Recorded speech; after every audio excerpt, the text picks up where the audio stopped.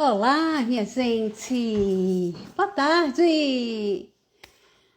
E aí, bora? Nosso bem-estar de hoje em ação. Bora conversar sobre autismo. Mas como assim, Adriana? Por que você traz esse assunto aqui? Olá, Antônia, bem-vinda!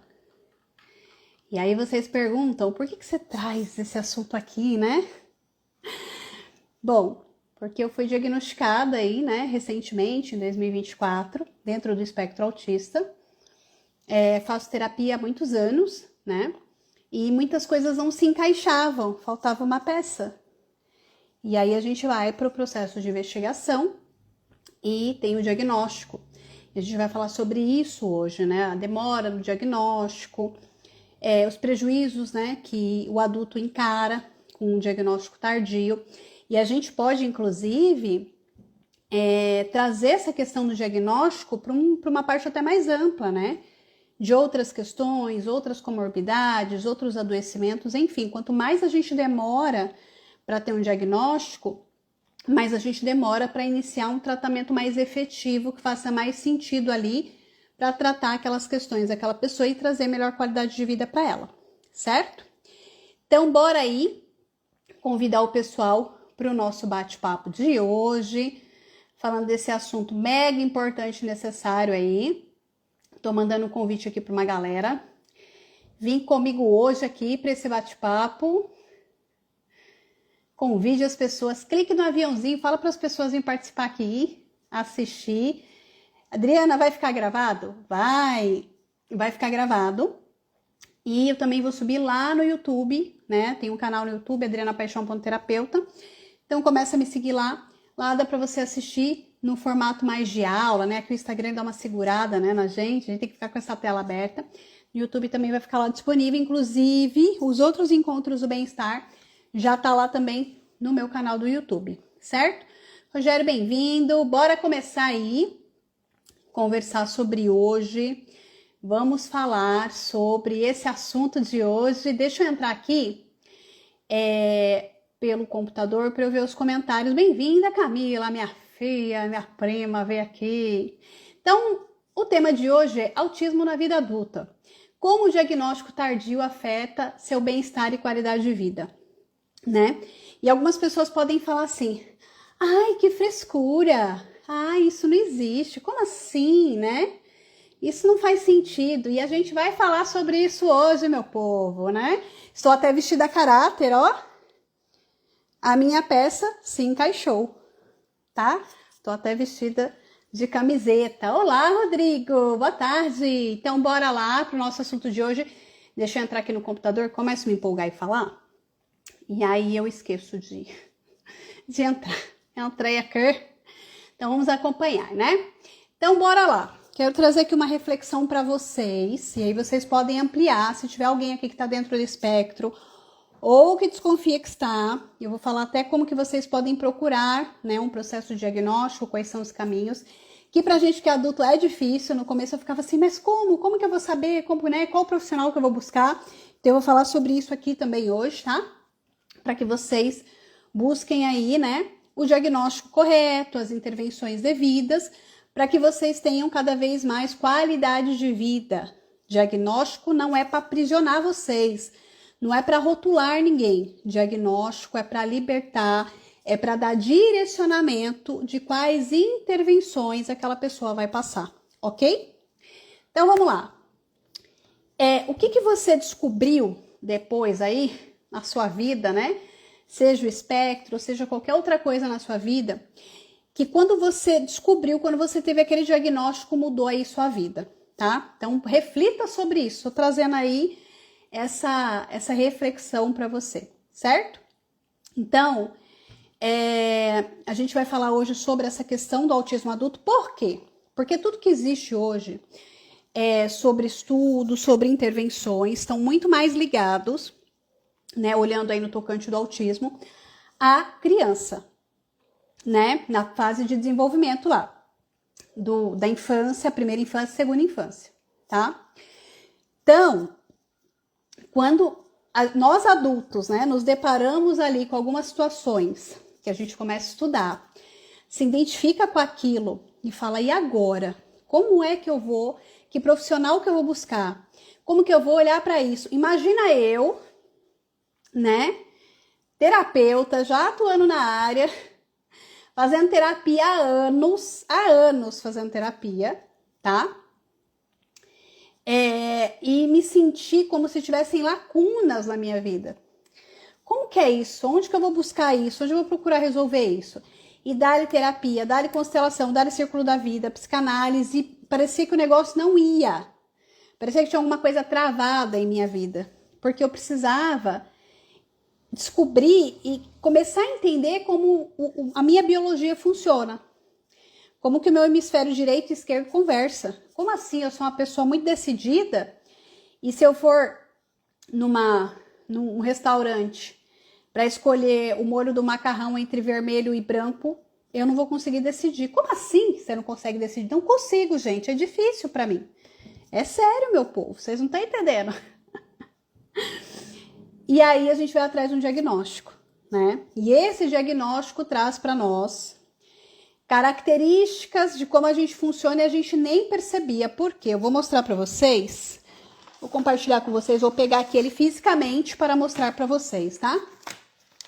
Quando a gente faz um processo de diagnóstico com um neuropsicólogo, a gente recebe... Será que tá aqui ou tá guardado? Ai, meu Deus, caiu um ponto de papel aqui no chão. Pera aí, minha gente. Tá aqui, achei. Essa aqui, olha, o relatório. O do Heitor tem mais de 30 páginas, porque o dele também teve avaliação de altas habilidades, tá? O meu não tem. O meu tem 14 páginas. 14 páginas que tem, acho que é aqui, ó. Tá?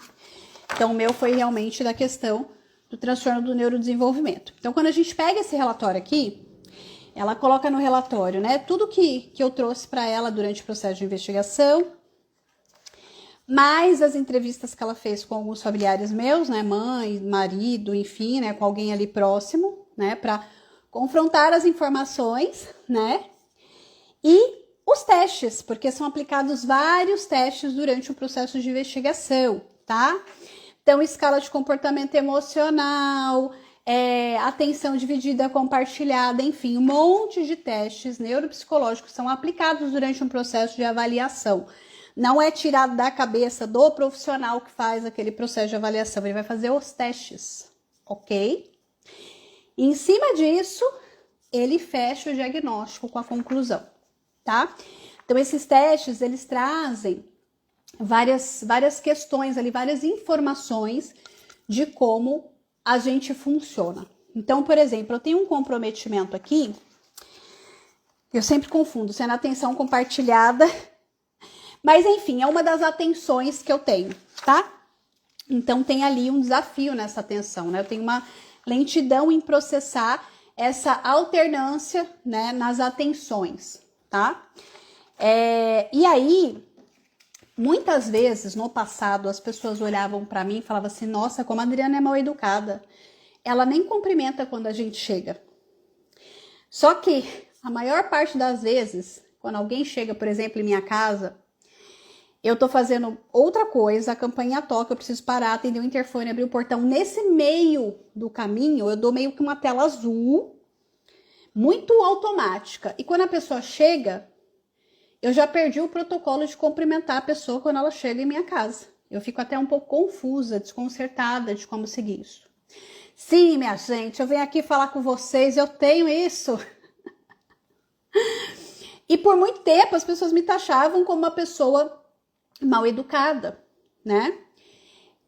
Gente, eu sou uma pessoa que eu falo que o filtro da vergonha e o filtro do julgamento do outro não bate aqui. Desde pequena, eu falava com a minha avó, falava, mas por que a senhora se preocupa com a vizinha? Por que você preocupa que a vizinha vai achar alguma coisa de você? Ela não tá vindo aqui. E desde muito pequena eu tinha esse pensamento. Então eu não tenho esse filtro do julgamento do outro e nem o filtro da vergonha do outro. Eu tenho da vergonha alheia, é mais fácil eu sentir vergonha alheia do que vergonha do que eu faço. Então, imagina uma pessoa que tem essa preocupação do que o outro vai julgar, do que o outro vai apontar, de como o outro vai olhar para ela, de como o outro vai reagir. Como é que fica a autoestima dessa pessoa?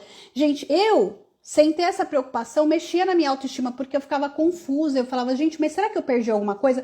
Várias vezes, se eu vou em encontros sociais, às vezes eu paro. Hoje em dia, eu paro e pergunto para a pessoa, falo assim, eu te cumprimentei? Porque o movimento de eu chegar no lugar e achar um lugar para eu ficar, eu já dispersei. Então, hoje eu pergunto, eu te cumprimentei? Né? Eu falei com você? Então, hoje eu já tenho esse movimento, tá? Mas antes eu não tinha, ok? Gente, essa fumacinha que às vezes passa aqui na tela é que eu tô com o umidificador aqui do meu lado, porque onde eu tô o ar é muito seco e estava arrebentando meu pulmão, então eu precisei colocar um umidificador aqui quase que na minha cara o dia inteiro, tá? Então não é nada misterioso não, é só um umidificador aqui. Então bora lá. Então, como a gente vai falar dessa questão do autismo adulto, tá? Eu vou trazer aqui uma definição para a gente se situar onde nós estamos, tá? Autismo não é doença, porque a doença é ausência de saúde. E estar dentro do espectro, nem sempre existe uma ausência de saúde, porém, a longo prazo, sem diagnóstico, podemos ter ausência de saúde por vários motivos que eu vou falar hoje durante o nosso encontro, ok? Bom, o autismo, ele é um transtorno, tá? Então, o que é um transtorno? O transtorno, ele é uma alteração de saúde que nem sempre está relacionado à doença. Então, nós temos um mapeamento do funcionamento cerebral e neurológico da humanidade. E quando a gente olha para uma pessoa que está dentro do espectro autista, esse comportamento do cérebro e parte neurológica e de algumas outras partes ali do sistema funcionam de uma forma diferente. E dependendo dessa forma diferente que ele funciona, com o passar dos anos pode trazer sobrecarga e aí, consequentemente, adoecimentos para aquele corpo biológico, tá?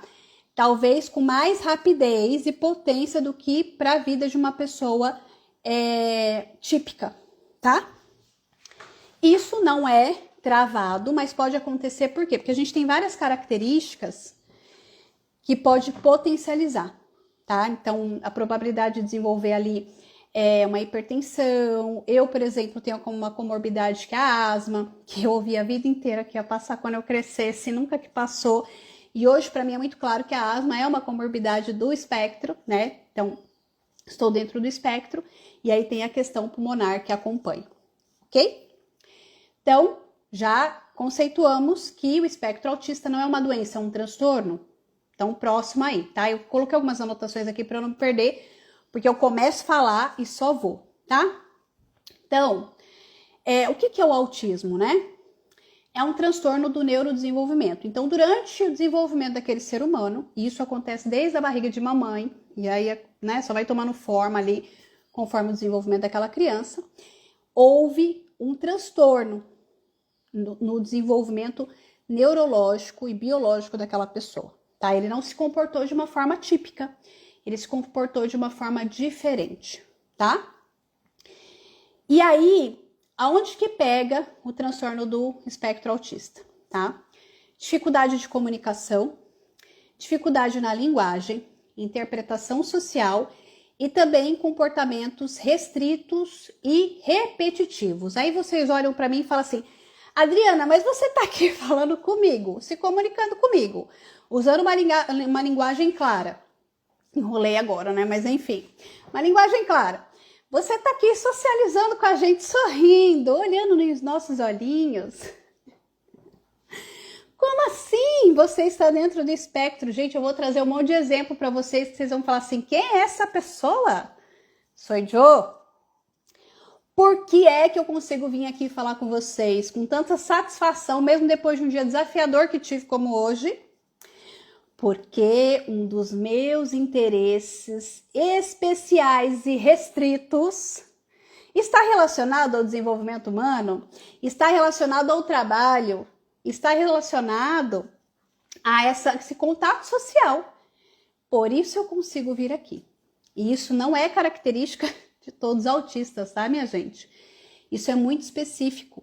Cada um tem interesses especiais, hiperfocos, interesses restritos, cada um tem o seu jeitinho, ok? Então, retomando. Dificuldades na comunicação, e essa comunicação ela começa primeiro aqui, na gente com a gente. E aonde, no meu caso, é o que pega, tá? O meu desafio é com esse corpo aqui, meu povo. Enfim, então, comunicação, linguagem, tá? A gente às vezes tem dificuldade de falar palavras, de ter concordâncias em palavras, em comer letras. Gente, eu sou paulista da capital, paulista come letra, ainda mais dentro do espectro, pensando de forma veloz, só foi, né? Então, comunicação, linguagem, interação social, comportamentos restritos e repetitivos. Vocês que já me acompanham há um bom tempo, quantas vezes eu passo a mão no cabelo? É uma estereotipia minha, tá? Bom, e aí, como que é feito esse processo, né, de diagnóstico, tá? No meu caso, vou trazer ali a minha experiência, mas tem outras formas de vocês irem atrás, tá? Eu já desconfiava porque eu sou mãe de uma criança que está dentro do espectro, que foi diagnosticada aos 8 anos de idade, o Heitor tá com quase 12 agora, tá? Então, a gente vai estudar para conseguir lidar com aquela criança e a gente começa a ver e falar, mas isso aqui faz sentido para mim, mas eu funciono desse jeito, mas como assim, né? As coisas se configuram dessa forma. E aí aquela inquietação vai aumentando, e aí você olha alguns comportamentos seus e tá ligado ali uma rigidez de pensamento que você fala, meu Deus do céu, eu tô fazendo análise. Há 8 anos isso não sai daqui. Da onde é que vem isso? Né? E aí, depois de tanto perguntar, de tanto seguir pessoas que falam sobre, eu descobri que eu precisava procurar uma neuropsicóloga. É uma psicóloga que fez especialização na parte de neuropsicologia e faz o processo de avaliação e vai aplicar os testes. E aí eu encontrei uma aqui, que tinha fila de espera, e quando saiu minha vez, eu tinha acabado de pegar a chave da casa que eu moro hoje, estava no meio de uma reforma. Eu falei, não dá agora, filha. Vamos esperar alguns meses. É claro que a gente deu uma protelada na situação, né? E aí, meu povo, o processo durou ali, se não me engano, 3 meses, tá? Eu comecei no meio do ano passado e recebi ali esse laudo, né? No final de outubro, na semana que eu completei 42 anos. E aí depois eu fui numa psiquiatra para ela terminar de fazer o laudo, ver se não tinha mais alguma coisa ali para ser vista, né? E sugerir as intervenções ali para o meu caso, para melhorar a minha qualidade de vida. Porque o diagnóstico não era só para pegar uma carteirinha, não era para pegar ali um cartão de estacionamento, não é essa a ideia. A ideia é eu ter melhor qualidade de vida. Gente, eu sofria de dores no corpo desde os 9 anos de idade. Eu não consigo lembrar, tá? Dos 9 anos até os 42 anos, o dia que eu não acordava com dor no corpo. Dor no corpo, junta no corpo inteiro. E quando eu era pequena, eu ouvia que era dor do crescimento. Eu cresci pra cima, cresci pros lados, né? Porque eu já fui obesa. E essa dor nunca passou. Nunca passou. E ela passou com as intervenções devidas que eu introduzi na minha vida, de acordo com a orientação, tanto que vem no relatório de intervenções de tratamento e da psiquiatra, né? Gente, para melhorar essas dores, eu fiz 3 adaptações em minha vida. 3 adaptações que eu nunca pensei, e dentre elas são algumas coisas simples do nosso dia a dia, tá? Eu percebi que eu acordava, era a sensação que eu tinha, tá? Eu acordava com a sensação que eu tinha sido engolida pela parte de trás do caminhão de lixo, mastigada, revirada, torturada e cuspida para fora. Era a sensação que eu acordava. Desse jeito. Parecia que eu tinha sido moída à noite, não tinha dormido. E autistas balançam muito. E às vezes a gente balança à noite sem perceber, tá?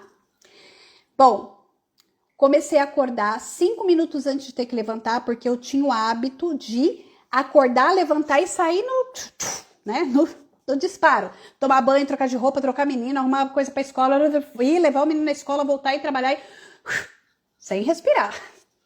Só vai, né? Era assim, minha vida toda. Trabalho desde os 15 anos foi assim. Levanta e vai, né? Desse jeito. E aí eu comecei a acordar 5 minutos antes de levantar.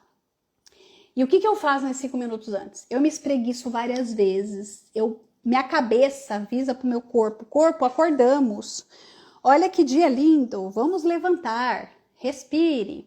E eu me viro na cama, eu me espreguiço, eu acordo de verdade para levantar, porque antes quando eu levantava de uma vez, eu ficava horas com tontura, enjoo, dores no corpo, às vezes eu tinha a sensação que eu tava caindo assim, ó. Eu tenho minha bolinha sensorial que fica na minha mesa, eu tinha a sensação que eu ficava assim, até as 10 da manhã, ó, desse jeito, era a sensação que eu tinha.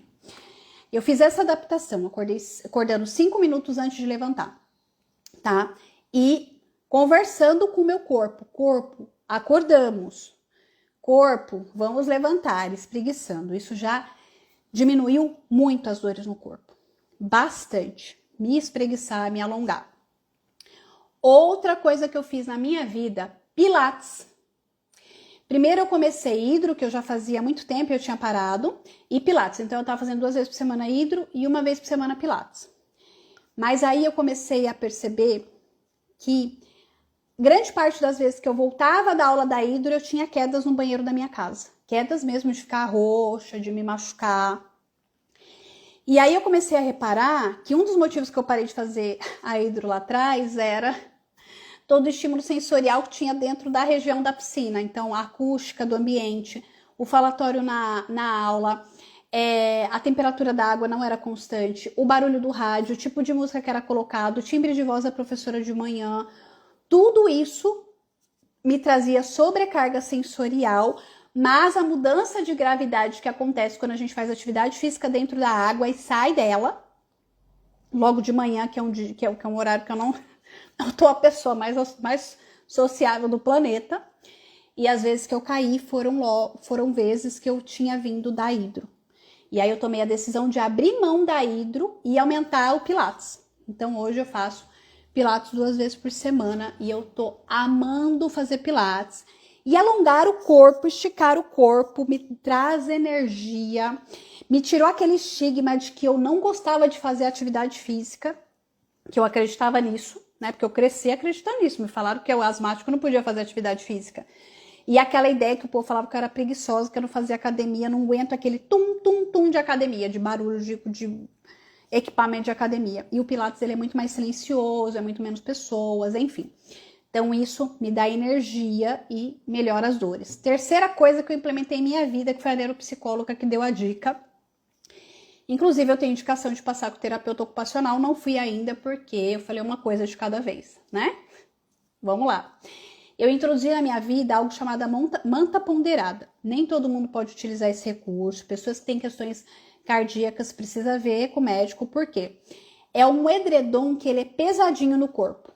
Ele tem aproximadamente 10% do meu do meu peso corporal, tá? Distribuído.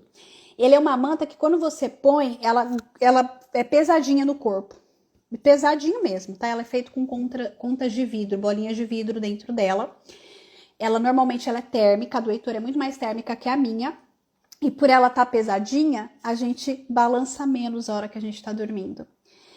Ela me ajuda até... Eu tenho muita retenção de líquido. Sempre tive. Ela me ajuda até com a liberação dos líquidos do meu corpo, tá? Mas para usar manta ponderada, como eu disse, precisa passar por uma avaliação médica. Eu não sou pessoa que tem problema cardiológico, enfim. Então, foi uma mega adaptação para mim, mas tem que ver aí com o médico. É só para quem tá dentro do espectro? Não. TDAH, Alzheimer, enfim, tá? Existem outras questões aí neurológicas que a manta ponderada também é indicada.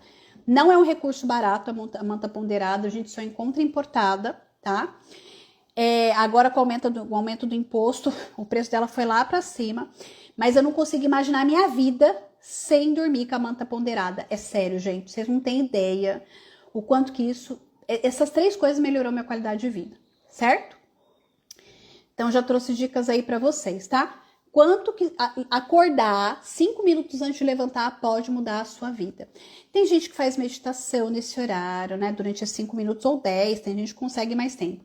Tem gente que faz respiração durante esse período. Cada um vai entender o que faz sentido para si, ok? Bom, e aí como que é feito esse processo diagnóstico, né? do espectro autista. Já falei dos profissionais que a gente busca, quando a gente busca da forma particular, tá? Quando a gente busca através do plano de saúde, então a primeira coisa é ir no neuro ou no psiquiatra que tenha conhecimento em transtorno do neurodesenvolvimento em adultos. Como é que vocês vão arrumar isso? Não sei, cada um tem um plano de saúde, vai ter que perguntar, vai ter que saber, vai precisar investigar.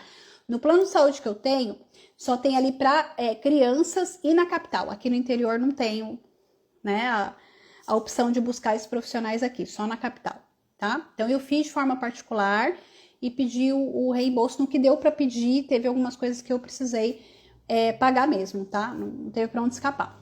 A outra forma é procurar o sistema de saúde, aí ir no posto de saúde, passar com o médico da família, depois pedir encaminhamento para o psiquiatra e toda aquela jornada do posto de saúde, tá? Quem quiser ir direto no CAPS, CAPS portas abertas, você vai passar com o profissional no CAPS, vai explicar a sua situação e ele vai te conduzir ali dentro, ok?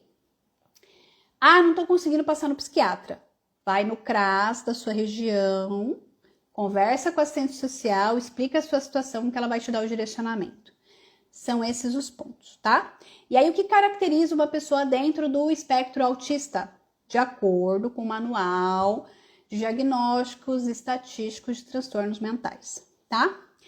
Precisa ter os sintomas que eu vou falar para vocês manifestados desde a infância, desde pequeno. E que esses sintomas tragam prejuízo para você. Esses sintomas precisam trazer prejuízo para você até hoje na sua vida, ok? Então, esses sintomas precisam se manifestar desde a sua infância, desde a primeira infância, e trazer prejuízo para sua vida, porque senão não é autismo.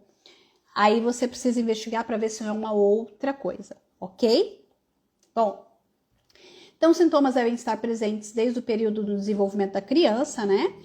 Porém, nem sempre eles estiveram sempre aparente, tá? Se a gente não teve contato com situações que startasse aquela situação, às vezes passou despercebido, como passou comigo. E eu já vou falar para vocês como é que foi isso, tá? E a gente pode mascarar por N motivos, tá? Eu sou uma pessoa extremamente ativa, eu fui criada num ambiente que eu tinha que fazer de tudo. Eu tinha que salvar o casamento dos meus pais, tinha que cuidar do meu irmão, tinha que fazer um monte de coisa. Então não tinha tempo de olhar para mim. E naquela época, a grande maioria das pessoas que estavam dentro do espectro eram homens, meninos. Meninas não, imagina. Imagina uma menina que começou a falar com 9 meses está dentro do espectro autista? Nunca, jamais. Uma menina tão quietinha, caladinha, boazinha, você é dentro do espectro? Não, nunca. Mas ao mesmo tempo, você era uma menina extremamente dramática, que chorava por tudo e não parava de chorar. Ficava irritada quando você não conseguia montar um brinquedo e rasgava ele, tacava e jogava para longe porque você não conseguia arrumar aquele brinquedo. Imagina você, né? Enfim, essa é uma das características que se apresentou em mim, tá? Bom, e aí sobre a fase adulta, todas essas questões aí, né? Esses desafios, tá? Relacionados a comunicação, linguagem, interação social, comportamentos restritos repetitivos, ok? Então, manifestado desde a primeira infância e com prejuízos significativos na nossa vida pessoal, profissional ou em outras áreas importantes da nossa vida, tá? Se apresentando ali. Vou te falar onde pega a minha comunicação. No meu dia a dia de trabalho. Gente, tem dia que eu não tenho força para vir nos stories falar com vocês.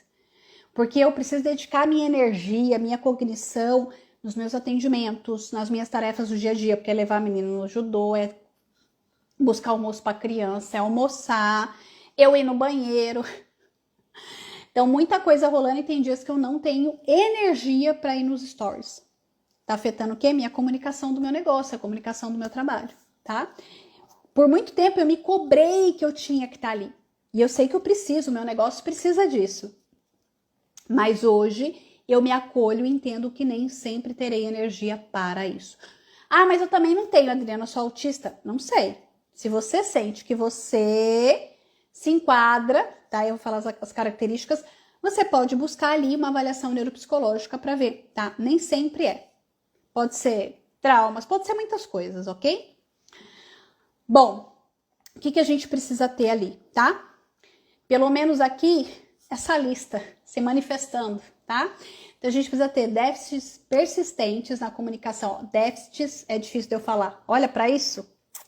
Persistentes na comunicação social em vários contextos da nossa vida, tá? Então, limitação na reciprocidade emocional e social. Adriana, mas você tá aqui falando com a gente. Porque isso é meu interesse especial. Eu gosto de vir aqui falar sobre esse assunto, sobre desenvolvimento humano. Mas me encontre em uma festa, em uma balada, para você ver como serei. Eu sou aquela que fica no canto. Gente, eu tenho fotos de eu atrás de pilastra, no canto da parede, me escondendo. Vocês não estão entendendo como que sou eu, presencialmente, num evento social que não esteja ligado aos meus interesses restritos, tá? Eu consigo negar de pessoas virem me visitar em minha casa, na cara dura, sem dor na consciência, por conta desses pontos, tá? E mais um tanto aí que pode acontecer. Então, limitações na reciprocidade emocional e social, com dificuldade para compartilhar interesses e estabelecer uma conversa. Por quê? Porque nós temos interesses restritos. O meu filho, ele gosta de coisa retrô, ele gosta de jogos relacionados ao Mario, ao Sonic. Agora ele tá ampliando um pouco mais, né? Tá entrando na adolescência, muda um pouco. Mas sobre jogos. Se você for conversar com ele sobre futebol, ele não vai conversar com você, ele não vai interagir com você, né? Se você vier conversar comigo sobre, sei lá, vamos pensar aqui, sobre ficção científica, e para mim aquilo não fizer sentido, não tiver ligado ao desenvolvimento humano, quantas vezes eu não vou no cinema com o meu marido assistir filmes para acompanhá-lo, né? Porque a gente precisa nutrir a relação, para acompanhar ele, e aquele filme não tem nada a ver com coisa que eu gosto de ver, que não faz sentido para mim, minha vida, eu apago na cadeira do cinema. Eu desligo, parece uma boneca que desligou. Apago. Porque não tá dentro do meu interesse restrito, meu interesse, sabe? Coraçãozinho ali, meu hiperfoco. Então, se eu for para uma balada e o povo começar a falar de bebida, primeiro que eu já não vou. Se eu for, é um evento. Começar a falar dos tipos de bebida, nossa, a minha cabeça viaja. Sabe? Não fico ali, né? Consigo até fazer uma cara de paisagem e eu saio de perto. Então a gente perde essa reciprocidade porque não tem ligação, para mim não faz sentido. E a gente não, eu particularmente não consigo mascarar, sabe? Porque eu não tenho esse filtro ali do julgamento do outro e da vergonha. Algumas pessoas tentam e quando a gente mascara, a gente tem muita sobrecarga e exaustão mental e emocional, tá? Um outro ponto, limitações dos comportamentos de comunicação não verbal usado para interação social, variando entre comunicação verbal e não verbal, pouco integrada e com dificuldade no uso dos gestos e expressões. Vou dar um exemplo para vocês. Até os meus 12 anos de idade, eu cheguei a apanhar na escola de pessoas maiores que eu ou menores que eu, tá? Já aconteceu. Por quê? Meu filho outro dia perguntou, falou, mãe, mas você faz uma cara de brava com tanta facilidade? Eu não conseguia fazer cara de brava quando eu era criança, eu fazia cara de assustada. E aí chamava mais atenção desse povo briguento querer dar em minha cara. Mas eu não conseguia fazer cara de brava, hoje eu já consigo fazer. Outra coisa que eu vou contar pra vocês, que eu tenho dificuldade, minha gente. Se eu estiver lendo um texto, isso desde a época da escola, quando eu estava fazendo estudos, quando eu era kardecista, né, a gente fazia muita leitura em grupo, toda frase que era uma pergunta, que tinha um ponto de interrogação no final, eu não conseguia terminar com a entonação até hoje. Para mim é difícil. Uma coisa é eu chegar para você e falar assim, e aí, minha gente, vocês estão bem? É natural. Agora, se eu pegar um texto e ler, olá, gente, vocês estão bem? Vai sair desse jeito. Eu não consigo. O máximo que eu conseguia fazer na época da escola e quando eu tô fazendo a leitura em grupo, eu faço assim com a cabeça, como se fosse o ponto de interrogação. Não vai. E o meu filho tem isso com ponto final. Ele fala, mãe, pra mim é difícil o ponto final. Pra ele pra mim é o ponto de interrogação, tá? Tá dentro ali da limitação na comunicação, que pode ser verbal ou não verbal. E você sabe onde isso manifesta também em mim? No corpo, no meu corpo físico. Muitos de nós, tá, que tá dentro do espectro, tem dificuldade dessa comunicação corpo-emoção também. Então, se a gente tem essa dificuldade interna, imagina como que é pra gente expressar isso. Por isso que alguns de nós entram em crise, porque a gente não reconhece nossas emoções, a gente não reconhece o que o nosso corpo quer dizer e a gente entra em exaustão, em estresse, tá? Porque a gente não consegue decodificar aquelas informações, ok? É claro que com o tempo, educação emocional, percepção do corpo, isso, principalmente pro nível 1, isso vai ficando mais leve, tá? Pro nível 3 ali, que precisa de muito apoio, de muito suporte, aí já é um pouco mais desafiador, tá bom? Limitações: iniciar e manter entender relacionamentos com variação na dificuldade de adaptação no comportamento para se ajustar nas situações sociais. Compartilhar brincadeiras imaginárias e ausência de interesse por pares. Vamos lá, o que é isso, minha gente? Sempre achei um absurdo dividir o brinquedo com um coleguinha. Eu acho isso um absurdo. Eu pensava assim, gente, por que eu tenho que levar para um dia do brinquedo, levar minha boneca para a escola? Isso desde muito pequena, gente, eu tenho lembrança de 3 anos de idade, tá? Até porque eu faço terapia já há muito tempo. Eu achava um absurdo o dia do brinquedo eu ter que emprestar a boneca pro coleguinha. Eu falava assim, gente, como assim eu vou emprestar a boneca pro coleguinha? Então quer dizer que se um dia eu tiver um meu filho físico, biológico, eu tenho que prestar ele para alguém? Como é que é isso? Meu carrinho, eu adoro carro. Eu tenho ciúmes do meu carro. Eu não tenho ciúmes do marido, mas tenho ciúmes do meu carro, gente, isso é verdade. E aí, aquilo não colava dentro de mim. Eu falava, isso não existe. Como assim eu vou emprestar a boneca pro coleguinha? Tem que dividir. Mas como que eu tenho que dividir se o brinquedo é meu? Uma coisa é eu brincar junto. Então, se é uma brincadeira de jogo, sei lá, se a gente tá jogando banco imobiliário, pra mim, mega legal. A gente tá aqui junto interagindo. Agora eu ter que emprestar minha boneca para você, ou pegar a sua emprestada, como é que é isso? Isso não faz o menor sentido de acontecer. Para mim não faz.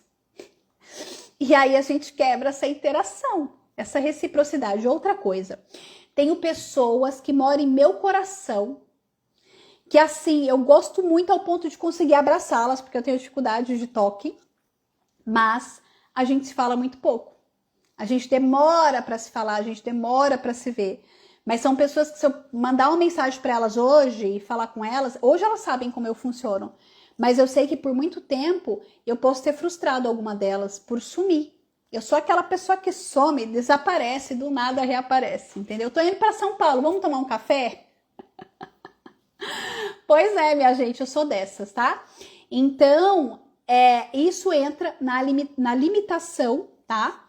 Em manter e entender relacionamentos. Eu não tenho amigos da infância. O amigo que eu tenho da infância que estudou comigo é meu marido. Porque eu não tenho, gente. Minha família, eu demoro meses. Às vezes eu demoro semanas para falar com os meus pais. Minha mãe tá aqui na minha casa, né? Aqui no interior onde moro. Mas às vezes eu fico semanas sem falar com a minha mãe. Eu tenho preguiça de pegar o telefone e falar com a minha mãe. Sério, eu prefiro guardar tudo que temos para falar para quando ela estiver aqui, e aí eu consigo falar com ela assim de verdade, conectada. É sério, gente. Muito sério isso. Por muito tempo eu me cobrei sobre tudo isso. E eu sei que é difícil para minha mãe, porque eu era uma criança que não me permitia que muito toque dela e do meu pai. Acho que a pessoa que eu deixava se aproximar mais de mim era a minha avó materna, tá? Mas eu não tinha essa, sabe, essa conexão que eu tenho necessidade de ter com o Heitor, de dar cheirinho, de sentir o corpinho dele. Eu não me permiti até hoje, eu não me permito que meus pais façam. É muito difícil para mim, tá? Às vezes é difícil dentro do meu relacionamento. Pro meu marido é bem difícil muitas vezes sim aproximar de mim fisicamente, tá? Por quê? Porque eu tenho a questão sensorial, meu povo. É muito forte. Às vezes o barulho me traz dor no meu corpo. Às vezes o toque, ele parece agressivo a mim. E eu adoro receber massagem, tá? Então alguns de nós funcionamos desse jeito. O Heitor já gosta do toque. Por quê? Porque eu acostumei ele assim, né? O Heitor é muito mais social que eu, enfim, ele recebeu intervenções antes, né? Então ele tem uma outra pegada, tá? Bom, essa parte da comunicação, ela pro autista, nem sempre ela pega só para fora. Mas muitas vezes ela pega para dentro, Então, como é que é isso? Existe uma condição que chama alexitimia, tá? Que nome feio é esse, Adriana, né? É a dificuldade de reconhecer as próprias emoções. E ela pode se apresentar tanto dentro do espectro como não dentro do espectro. Gente, a gente não teve uma educação emocional. A nossa sociedade, ela não foi estimulada a ter uma educação emocional. Então, muitas pessoas têm dificuldade de reconhecer emoções. Hoje eu conheço, porque eu trabalho isso em mim, trabalho isso no Heitor, facilito inteligência emocional dos meus clientes, trabalho emoções dos meus clientes, mas por muito tempo eu me sentia frustrada por conseguir acompanhar os meus clientes nessa jornada, por identificar neles e não conseguir trabalhar isso em mim. Por quê, gente? Por conta dessa necessidade de previsibilidade, o autista ele tem dificuldade de lidar com a frustração. Pra gente chega a trazer dor física, tá? Essa questão de lidar com a frustração. Pra gente é muito difícil isso, muito difícil. E aí, meu povo, junto com essa condição da alexitimia, que é com I, né? A gente não reconhecendo as nossas emoções. Vocês sabem que função que eu criei dentro de mim? Né? Eu tava conversando outro dia com o Heitor. Se eu fosse fazer o divertidamente meu, quem tomaria a frente da central de comando, primeiro lugar seria a raiva, segundo a ansiedade e terceiro o nojo. Aí o Heitor olhou para mim e falou: mãe, e a alegria onde fica? Lá no final da fila, né? Fui treinada e condicionada dessa forma. Então, antes de vir a frustração, de eu sentir a frustração, a raiva tá na frente. Antes de qualquer coisa, a raiva tá na frente, né? Isso dá o quê? Muito gatilho de ansiedade. Por quê? Irmão gêmeo de quem tá ali no transtorno do espectro autista é o transtorno de ansiedade generalizado. É como se fosse o tum-tum pra gente funcionar, sabe? No tranco. E aí traz muito gatilhos de ansiedade. Eu já trabalho, né, a questão da ansiedade há muito tempo, né? Eu já faço terapia há bastante tempo, então isso aqui dentro de mim tá bem gerenciável, tá bem gerenciável, né? Mas existem descargas bioquímicas ligadas à questão da ansiedade. Então imagina uma pessoa que tá sempre ali vibrando no instinto da raiva, na emoção da raiva, tá sempre pilhada. Eu tô sempre tendo a necessidade de estar em ação. Então hoje eu faço treinamentos através da neurometria, que trabalha com a neuromodulação, para eu não sobrecarregar todo o meu sistema, porque senão daqui uns 10 anos eu provavelmente estarei hipertensa. Tem casos na família, e imagina uma pessoa viver sempre pilhada, disparando hormônios como cortisol nesse corpo, como é que vai ficar daqui 10 anos? Eu não quero ter mais um CID, né, na minha vida. Então, faço treinamentos através da neuromodulação para ter melhor qualidade de vida e diminuir essa pilha, para ver se essa raiva vai um pouquinho mais para trás na fila do meu divertidamente, certo? Uma outra coisa que se apresenta dentro da minha condição e que pode se apresentar na condição de outras pessoas, estando dentro ou não do espectro autista, é a interocepção atípica. O que é essa interocepção? É a comunicação interna do cérebro com os nossos órgãos. Quando ela é atípica, é porque ela não funciona direito, né? Então, é a dificuldade do cérebro de perceber as sensações internas do nosso corpo, como fome, sede, cansaço e estresse. Quando eu operei da bariátrica, eu falei, nossa, que bom, eu não sinto fome. Achei que era por conta da bariátrica. Eu falo com vários bariátricos que sentem fome, pós-bariátricos que sentem fome. E eu tenho dificuldade. Às vezes eu esqueço de beber água. Às vezes eu estou aqui em minha mesa trabalhando e me vem uma raiva interna e eu não sei o que é, de onde foi. E é só a minha bexiga cheia. Isso é um desafio, né, minha gente? Pois é. Então, essa comunicação, ela se apresenta muito forte, né? Disfuncional dentro do meu corpo. Para mim é muito difícil entender como meu corpo funciona e como minhas emoções funcionam. Então, eu imagino o quanto que mexeu na minha autoestima fazer anos de terapia e não conseguir achar essas peças de quebra-cabeça na minha vida. Mas eu já trabalhei isso, eu já fiz isso, já trabalhei aquilo. Como que é isso? E não fechava. E quando a gente faz um processo de diagnóstico e vem um relatório, com vários testes, trazendo vários apontamentos, você fala, nossa, fez sentido. Que intervenções mais efetivas posso fazer para melhorar minha qualidade de vida, mesmo funcionando desse jeito. Então, o Pilates faz com que eu tenha uma consciência corporal diferente, melhore essa comunicação do meu corpo comigo mesma, certo? Então, pessoas dentro do espectro pode ter dificuldades em ler contextos internos e externos, então dei vários exemplos para vocês. Eu tenho dificuldade de perceber quando a pessoa está sendo hostil comigo. Interessante que dentro do meu trabalho da psicanálise, das terapias integrativas, eu tenho uma leitura muito apurada. Gente, eu tenho uma escuta muito apurada. Sabe? Do cliente me trazer um negócio, eu ir lá no meio do novelo e puxar e a gente ir, né? Isso é muito forte. Na hora que eu tô atendendo, parece que tem um fluxograma passando assim na minha frente, eu vou puxando e ligando. Isso para mim, eu tenho habilidade disso, tá? Talvez por conta desse interesse aí no desenvolvimento humano. Agora, se é na minha vida social, às vezes a pessoa tá sendo extremamente inadequada comigo, tá sendo extremamente abusiva comigo, a pessoa tá me cantando e eu não percebo. Já aconteceu várias vezes. Gente, eu sou muito desatenta na minha vida social, tá? Pode ter dificuldade em perceber a diminuição ou aumento dos próprios sinais vitais. Eu não tenho febre e nenhum quadro infeccioso. Às vezes minha temperatura cai, às vezes eu tô com sede, como eu falei pra vocês, às vezes eu não percebo que a bexiga tá cheia. Então eu não consigo perceber sinais vitais, tá? Muitas vezes, principalmente se eu tiver no meu interesse ali restrito, no meu hiperfoco, ok? Dificuldade em reconhecer e compreender o meu próprio estado fisiológico. Já dei o exemplo para vocês. Gente, isso não é com todos, mas pode acontecer, ok? Quais são as consequências disso, minha gente? Pode levar a problemas crônicos de saúde, como má nutrição. Já conheço histórias de pessoas que precisaram voltar a morar com os pais, pessoas com mais de 30 anos, porque estava dias sem comer, porque não percebia que estava dias sem comer, tá? Pessoas dentro do espectro autista. Então, problema com nutrição, desidratação. O dia que eu fui fazer a palestra aqui perto, com certeza eu bebi menos água aquele dia. Consequência, tive uma exaustão física. E quando voltei de lá, eu fiquei 40 minutos com cãibra, que eu não sabia onde era. Eu já não tinha mais aonde fazer manobra para sair daquilo. E só de lembrar, eu sinto, parece que eu tô arrepiando, não nem os pelos do corpo. Parece que eu tô arrepiando dentro do meu osso, de tanto que doeu. Sério, ó, dá até um tremorzinho no dente, né? Porque o corpo fica ali com aquele registro da dor. E aí a gente vai pra terapia corporal, vai fazer atividade corporal para liberar esse estresse, tá? Depois de alguns dias, né? Que sai do estado da cãibra. Então a gente pode ter questões gastrointestinais, né? Quando eu tava no corporativo, que eu entrava em exaustão, o que eu ia fazer? Tomar café. Muito café. Estômago, coitado, já era, né? Muito, isso era muito forte.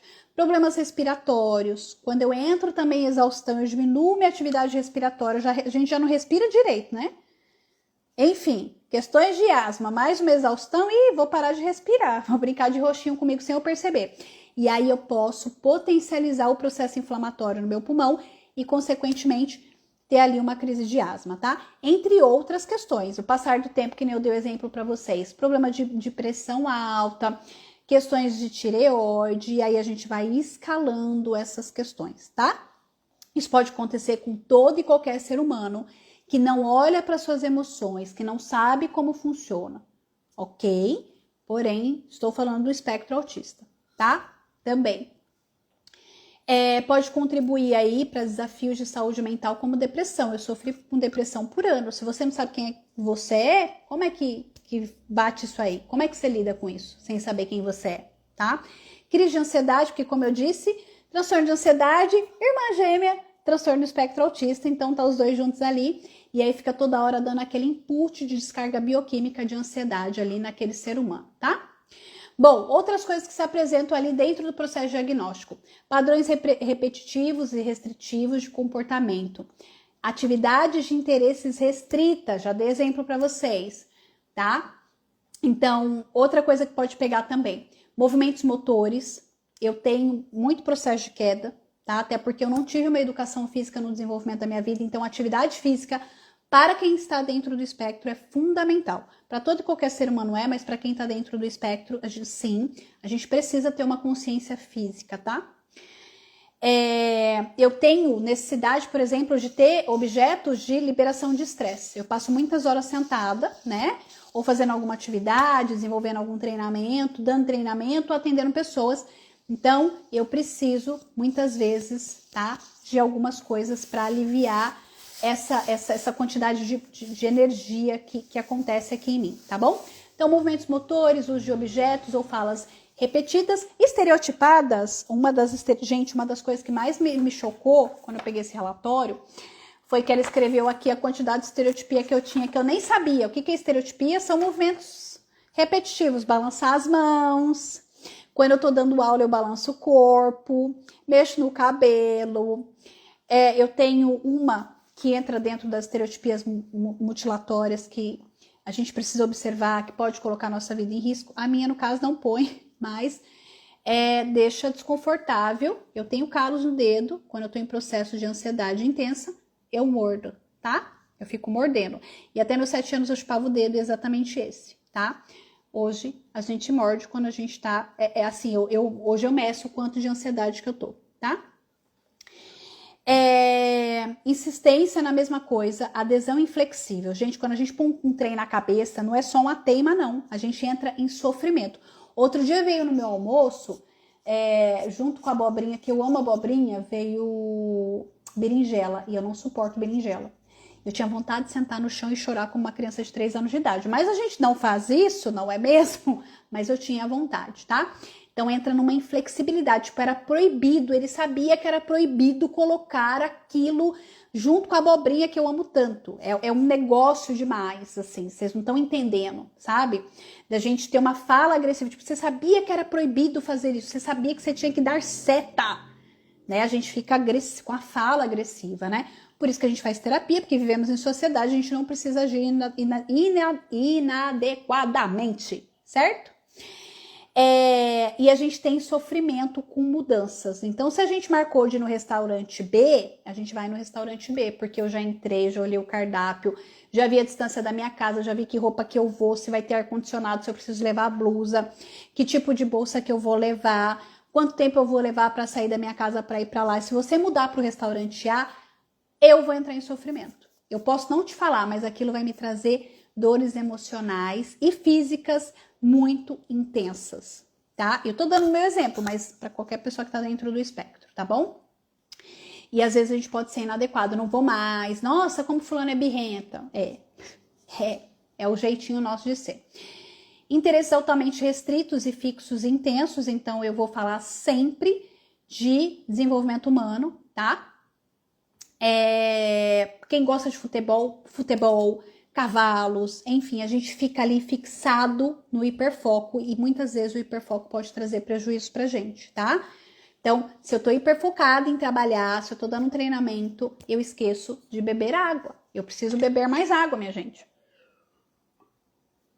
Esse é um dos exemplos, tá bom? Então, a gente fica preocupado com os objetos. Gente, às vezes, eu tenho ali uma preocupação tão grande em manter a segurança, a integridade física do meu filho, que às vezes vem coisas aqui na cabeça. Vocês não estão entendendo. Eu passo em terapia toda semana. Quem está dentro do espectro, um dos suportes que a gente precisa é terapia, ok? Hiper ou hiporreatividade a estímulos sensoriais ou interesses incomuns por aspectos sensoriais de ambiente. Então, por exemplo, o spinner rodando, para mim, ele me traz uma tranquilidade, não só por ele rodar. Eu adoro coisas que giram em balance, para frente e para trás, tá? Então, quando eu tô no Pilates, que eu faço exercícios, que eu faço isso, para mim é uma satisfação interna que eu não consigo explicar, tá? Quando eu faço isso com spinner, para mim, não é só o rodar, esse barulhinho do tss, ó, isso me dá uma satisfação interna. Que para outras pessoas pode não dar, pode ser irritante. Ouvir rádio de manhã com pessoas falando, noticiando, me dá uma extrema irritação, né? E cada um tem o seu jeitinho de se manifestar, tá? Então, eu tenho hipersensibilidade auditiva ao ponto de sentir dores no meu corpo, e muitos de nós temos. E se a gente desregula com um barulho excessivo, outro dia veio um cara mexendo no meu portão, ele veio fazer um orçamento, e na hora que ele fechou o portão, ele fez um barulho de...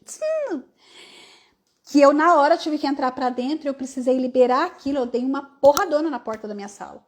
Porque foi muito agressivo. A impressão que eu tinha é que ele estava batendo dentro de mim todos os meus órgãos e ossos. E não foi, ele só fez com o portão. Racionalmente eu sabia. Mas sensorialmente, emocionalmente, eu não conseguia elaborar aquilo, ok? Que mais?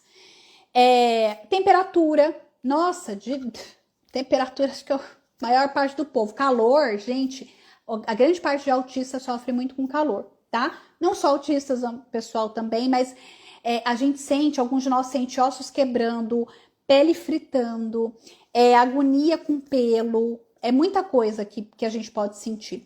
E aí, esse tanto de sobrecarga, ela vai escalonando. Então, sei lá, senti esse barulho do portão, aí vou no mercado. O mercado é um lugar que eu tenho muito estímulo no mercado, visual, auditivo, som, cheiro. E é um lugar que eu preciso de suporte. Eu sempre preciso que vá alguém comigo no mercado, porque eu sempre passo mal no mercado.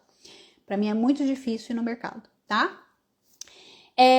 Reações contrárias, textura. Eu tenho questões com etiqueta. O meu filho já não tem, né? Com costura de roupa, me incomoda. O Heitor já é mais tranquilo, se bem que ele também não gosta de roupas com vinco assim costurada, tá? Cada um tem o seu jeitinho. Fascinação visual, movimentos. Eu gosto de coisas que giram, bolinha, roda de carro. Então, até hoje, gente, não é porque eu cresci não, tá? Se eu pegar um carrinho e ficar ali, eu fico horas, tá? Posições. Pegar aquelas bolas grandes de pilates e deitar assim em cima delas e ficar, aquilo é extremamente relaxante pra mim, tá? Então, cada um tem um jeito. Bom, cada autista tem um nível de suporte, tá? Qual que é o desafio do nível 1? A gente vem e fala, coloca a cara no sol, dá aula, vive, tem empresa, trabalha fora.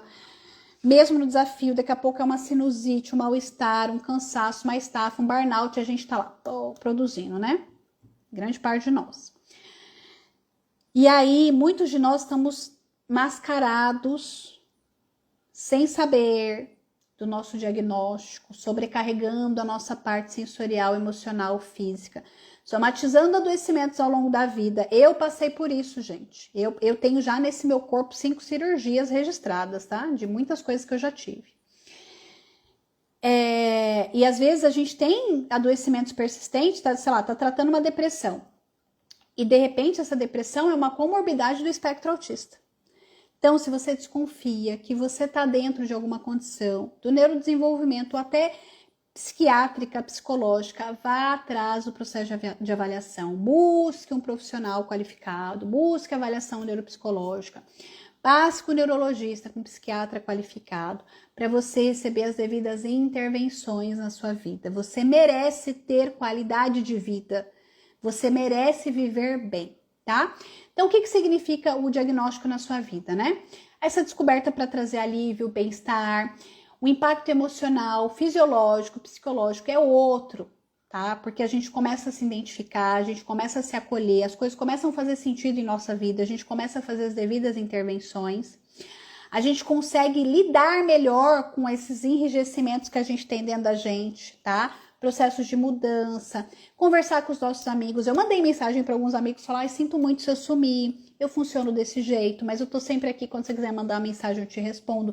Não prometo responder na mesma hora, mas estou aqui, não é nada pessoal com você, eu funciono desse jeito, ok? E aí, como que o autista, como que o autismo pode afetar o seu dia a dia e o autista também, porque conviver com o autista não é tarefa fácil. Nós temos um jeito nosso que pode incomodar as pessoas que moram dentro da nossa casa, ou as pessoas que convivem com a gente, né? Lembra, a gente tem questões de comunicação, socialização, linguagem, comportamentos restritos repetitivos. E isso pode afetar as nossas relações com familiares, parceiros, parceiras, trabalho, ok?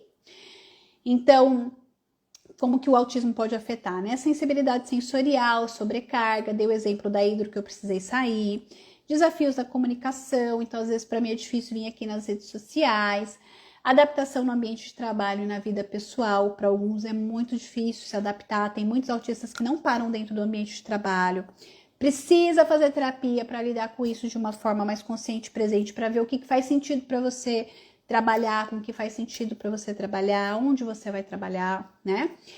Estratégias para lidar com esses desequilíbrios, desafios do dia a dia, porque a vida adulta só acontece, a gente precisa se adaptar. E aqueles que não receberam intervenções na infância precisam, para ontem, começar a se tratar e receber intervenções agora, tá? Como melhorar a qualidade de vida aí, né, com diagnóstico, autoconhecimento, saber como que a gente funciona, lidar com a gente, então terapias, tá? Então, procura uma terapia cognitiva comportamental ou um processo de psicanálise, principalmente se você tiver muitos traumas envolvidos, tá? Então, precisa se liberar desses traumas. A gente cresceu ouvindo coisas pejorativas, gritos, né? Enfim, cada um sabe como é que passou ali na sua intimidade. Autocuidado e criação de rotinas adaptadas às necessidades. Então, a gente precisa adaptar a nossa rotina para a gente conseguir lidar com algumas coisas no nosso dia a dia.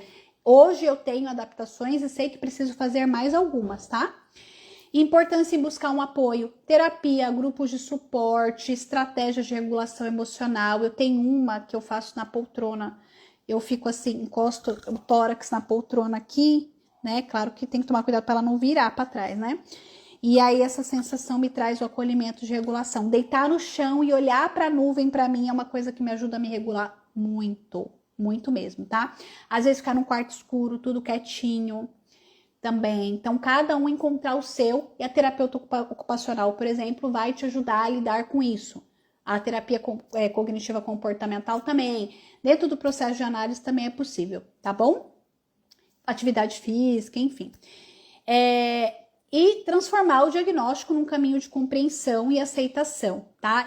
O diagnóstico não é para rotular a gente, não é para paralisar ninguém, é para trazer melhora na qualidade de vida, para trazer bem-estar e para trazer aceitação. Então, agora que a gente chegou ao final e passei muito do tempo, pergunto para vocês como é que foi para vocês aí, né? Esse tanto de informação, como é que tem sido para você lidar com você mesmo, né? E quero agradecer quem esteve aqui. Julinho, você veio! Bem-vindo! Aqui com nós. Vai ficar gravado depois se você quiser assistir o comecinho, ó, tem bastante informação, tá? Bom, quero agradecer quem ficou aqui comigo até o final, quem vai assistindo depois, né? No gravado. Semana que vem vou falar desse assunto de novo porque dia 2 de abril, dia da conscientização sobre o autismo. Então, por isso estou trazendo esse assunto aqui. Sou autista, né? Também quero trazer mais esse tema aqui. Semana que vem a gente vai falar sobre autismo na vida adulta, desafios invisíveis e o caminho para o autoconhecimento, tá? Então, a gente vai olhar tudo isso que tá por trás. Eu já falei muita coisa aqui hoje, já dei muito spoiler, já dei a live da semana todinha aqui. E é isso, gente. Então, vamos sair dessa ideia de rotulação, vamos sair dessa ideia de cura. Autista não precisa ser curado, a gente precisa ter melhor qualidade de vida. A gente funciona assim. O nosso hemisfério direito tem uma dificuldade de se comunicar com o nosso hemisfério esquerdo, né? De transitar essa informação de um lado para o outro, isso consome mais energia da gente, pode trazer sobrecarga ali, né, no processamento. A nossa parte neurológica funciona às vezes de uma forma disfuncional, um pouco mais desafiadora, né? O nosso nervo vago, que é a comunicação do nosso cérebro-tronco ali, às vezes é um pouco mais frouxo, né?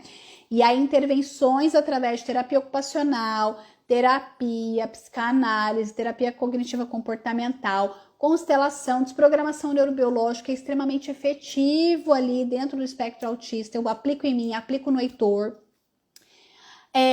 A neurometria através do processo de neuromodulação, estimulando ali o cérebro a funcionar de uma forma mais saudável. Então, o que não falta, gente, são intervenções para vocês terem na vida de vocês, trazer melhor qualidade de vida. Adriana, não tô dentro do espectro, mas me identifiquei com algumas coisas que você me trouxe sobre emoções, identificação do corpo. Gente, vocês podem procurar ajuda a todo e qualquer momento para que vocês funcionem de uma forma mais saudável, mais acolhedora, mais consciente, presente com vocês, tá? Então é isso. Obrigada, Dulce. Foi ótimo ter você aqui também. Obrigada. E semana que vem a gente se vê por aqui. Beijo, beijo. Eu preciso ir que eu tenho que pegar meu pequeno no curso. Um grande beijo para vocês.